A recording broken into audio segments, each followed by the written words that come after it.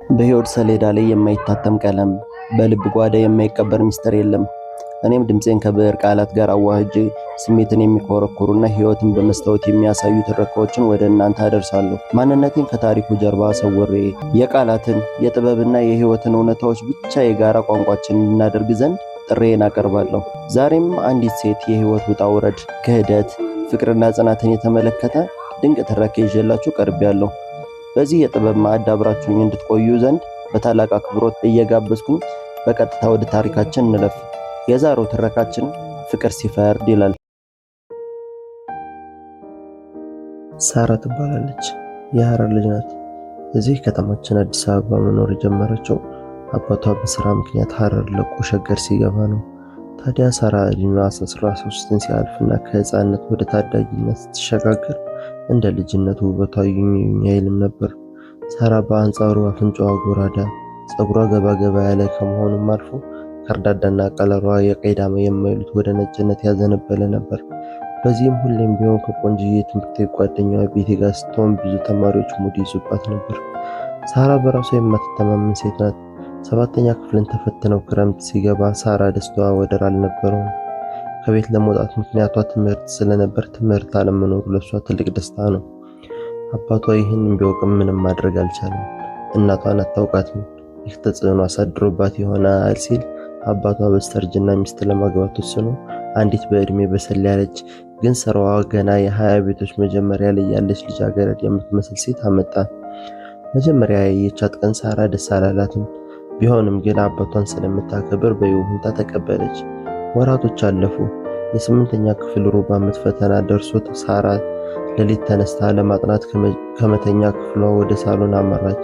መብራቱንም አበራች። ይሄን ያየችውን ማመን አልቻለችም። አባቷ በደም ተነክሮ ወለሉ ላይ ተዘርሯል።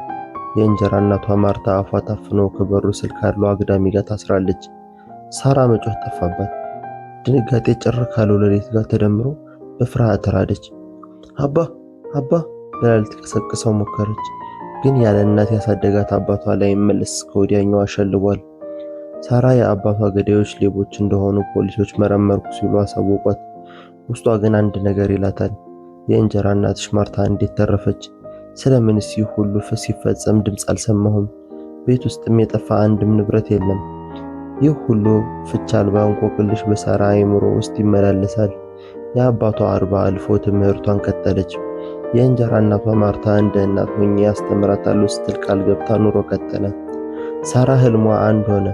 ተምራ ስትጨርስ የተበዳዮች ጠበቃ መሆን፣ ህግ አጥንቶ ወንጀለኛን ፈልፍሎ ለህግ ማቅረብ። ይህ በእንዲህ እንዳለ ሐሙስ ቀን እሷና ቆንጅዬ ጓደኛዋ ወደ ትምህርት ቤት እያመሩ ሳለ የግቢው ቆንጅዬ ቀለሜ ተማሪ ቤቲን ለመጀንጀር ወደ እነሱ ተጠግቶ ሰላምታ ሰጣቸውና ተቀላቀለ። ሶስቱም ስለ ትምህርት ሲያነሱና ስለ ወደፊት እቅዳቸው ሲነጋገሩ በመሃልም ቀልድ ቢጤ ጣል ሲያደርጉ ሰፈራቸው ደርሰው መለያየት ግዷንና ወደ የቤታቸው ሄዱ። በሁለተኛው ቀንም አንድ ላይ ሄዱ። ከዛም ሶስቱ ጥሩ ጓደኛሞች ለመሆን በቁ። ይህ በዚህ ብቻ አላበቃም። ልዑል በቤቲ ውጫዊ ውበት ተማርኮ የነበረ ቢሆንም ሳያስበው ለካ ሳራን ወዷታል። ሳራ ስትስቅ፣ ስታወራም ሆነ ስታኮርፍ ብቻ ምንም ስትሆን ለሱ ስሜት ይሰጠዋል። ካላገኛት ይከፋዋል። ይህ ስሜቱን ግን ሸሽጎ መዝለቅ አልቻለም።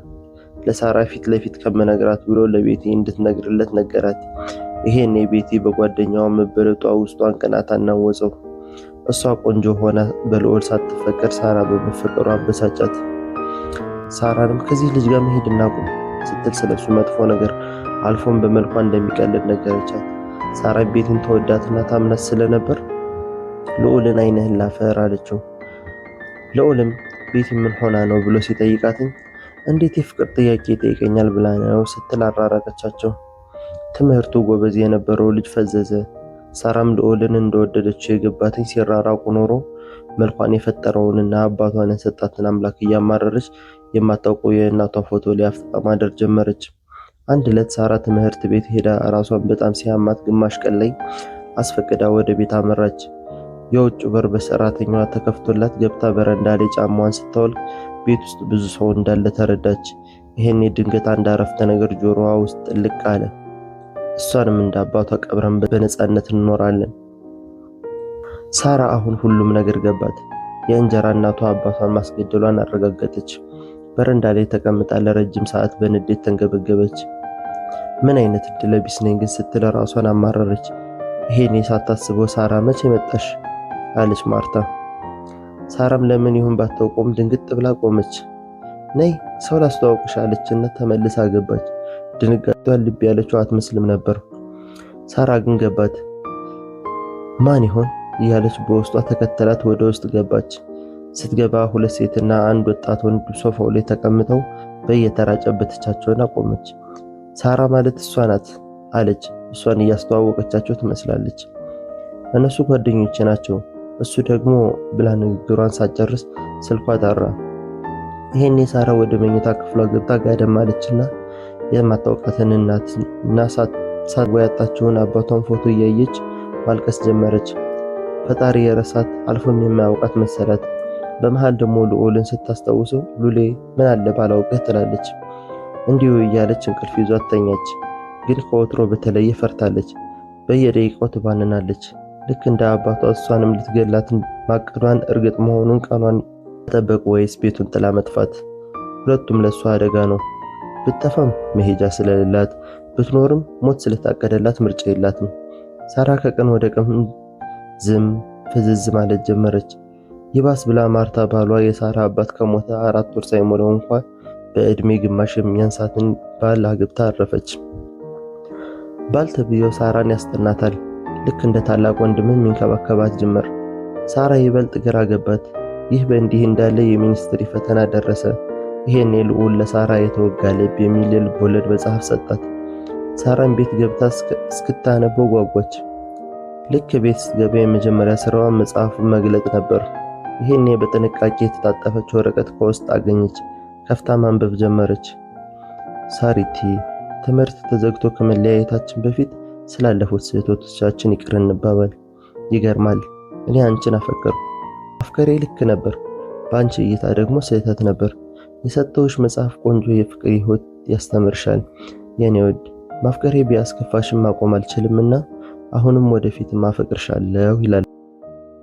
አንብባ ስትጨርስ የደስታና የሐዘን ስሜት ተፈራረቁባት። ደስታዋ ልዑል ሲሆን ሐዘኗ ደግሞ ጓደኛዋ ቤቲ ናት። ሳራ ለልዑል መልስ መጻፍ አልፈለገችም። በነጋታው የፈተና ፈረቃቸው ይለያይ ስለነበር ሳይገናኙ ቀሩ።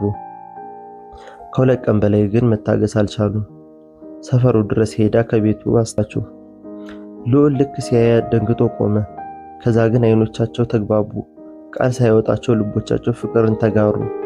ከዚህ ቀን ጀምሮ ሳራና ልዑል አንድ ሆኑ። ሳራ ብሞት እንኳን ብላ ለልዑል ስላለፈው ሁሉ አጫወተችው። ቅስሙ ተሰበረ። በቅርቡ ከዛ ቤት መውጣት እንዳለባትኝ አብረው ወሰነው ነገሮችን ማመቻቸት ጀመሩ።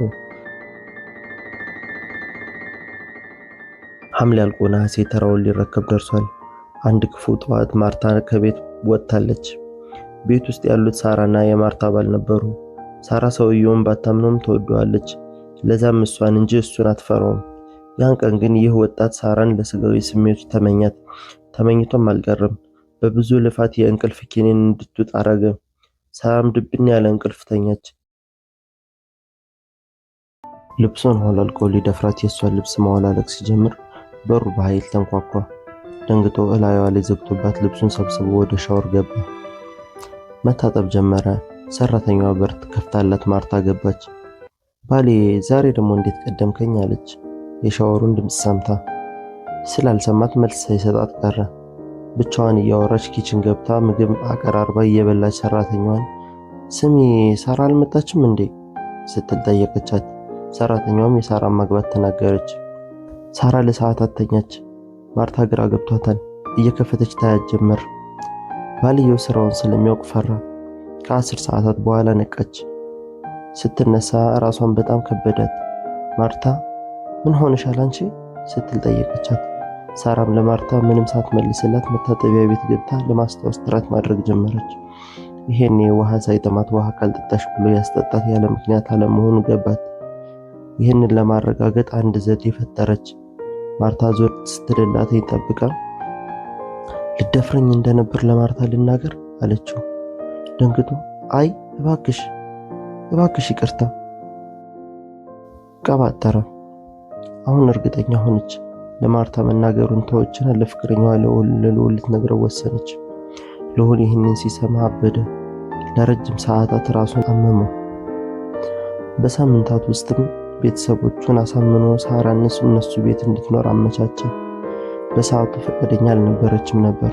በኋላ ግን እናቱን ለምለምና ታናሽ እህቱን ልዕልናን ሲያስተዋውቃት እነሱን በደስታ ከነሱ ጋር እንድትኖር ሲጋብዟት የፍቅረኛዋ ቤተሰቦች ሳይሆኑ የራሷ መሰሏት። ሀሳቡም ተስማምታ ከነሱ ጋር ለመኖር የአባቷን ቤት ለእንጀራ እናቷ ጥላ ወጣች። ልዑል ያደገው ከእናቱ ጋር ነው። በጣም ሀብታም ስለሆኑ ስለምንም መጨነቅ አይወዱም። እናቱም ስለ ልጇ ልዑል አብዝታ ትጨነቃለች። ፈጽሞ ያለው መሳካት አለበት ብላ ነው የምታምነው። አባቷ አሜሪካ ነው ያለው። እህቱ በ1 ዓመት በልጣትም እሷ የ11ኛ ክፍል ተማሪ ናት። በእርግጥ እሱ ትንሽ እያለ አቋርጦ ስለነበር ነው የቀደመችው። ያቋረጠበት ምክንያት ታሞ ስለነበር ነው። ስለ ልዑል ይህን ያህል ካልነ ወደ ዋናው ታሪካችን ስንገባ ሳራና ልዑል 9ኛ ክፍልን ጨርሰው 10 መማር ቀጥለው ሁለቱም የማይነጣጠሉ ጥንዶች ናቸው። እነሱን አይቶ ያልቀና የለም። አብረው ስፖርት ይሰራሉ፣ ፊልም ያያሉ፣ ያጠናሉ። ሳራ ለመጀመሪያ ጊዜ ደስተኛ ሆነች። ደም ግባቷ ወጣ። ቅርጿ ደግሞ ሞዴል ያስብላት ጀመር። ወንዶች አይን ውስጥ በቀላሉ መግባት ጀመረች። ዓላማዋ ላይ ትኩረት አድርጋ በደስታ ኑሮዋን ቀጠለች። የሚያሳዝነው ግን ደስታዋ ከወራቶች አልዘለለም። ያቺ ክፉ ማርታ አፈላልጋ የልዑልን እናት በማግኘት ስለ ሳራ መጥፎ ነገር ነገረቻት። ከዛም አልፎ በቤት እንድትመለስ ካላረገች ልጄን ሰረቀች ብላ እንደምትከሳተኝ አስጠነቀቀቻት። በዚህ ግራ የተጋባችው ለምለም ጭንቀቷ ልካጣ። ልዑል እግሩ ሲወጣ ጠብቃ ሳራን አስጠርታ መኝታ ቤት ዘግታ ታወራት ጀመር። ሳራ፣ ለልጄ ስል እንደሆነ ቤት የምትኖር ገብቶሻል። ልጄ በጣም ካዘነ ወይም ከተናደደ ወይም ከተጨነቀ አሊያም በጣም ከተደሰተ ራሱን ይስታል። ይሄ ሁሉ የሚደረግለት በቅርቡ አባቱ ነገሮችን አመቻችቶ ይወስዷል። ከዛም ይታከማል።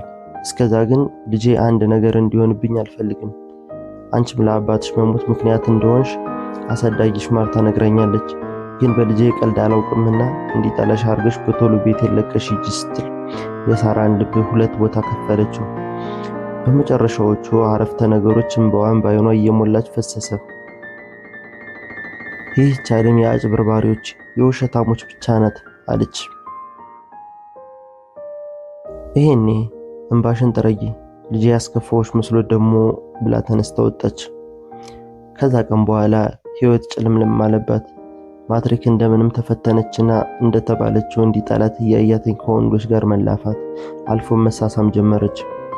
ልዑልም በተደጋጋሚ እንደዛ የምታፈቅረው ልጅ በመቀየሯ ምክንያት ማጣራት ጀመረ። ግን ምንም ፍንጭ አላገኘም። ሳራም ብቻዋን ስትሆን ደም እንባ እያለቀሰች ልዑሌ ላንተ ስል ነው ትላለች በሆዷ። ታዲያ አንድ ቀን ልዑልና እናቱ ዕቃ ሊገዙ ወጡ። ይሄኔ እህቱ አንድ ጎረምሳ ቤት በማምጣት ሳራን ልክ ማሚና ሉሌ ሲገቡ እቅፍ አርገሽ ጭኑ ላይ ተቀምጠሽ የምትሰሚው መሰይ አለቻት። ሳራም የተባለችውን ለማድረግ ሳትወድ በግዷ ተስማማች። እንደተባለው ልክ ሲመጡ የተባለችውን አረገች። ልዑል ያየውን ማመን አቃተው። ሳራን ጎትቶ ከልጁ ላይ በማንሳት ስሚ፣ አሁን በኋላ ላይሽ አልፈልግም፣ ጭራሽ ከቤተሰቤ ከእናቴ ፊት ሲል ጮህባት።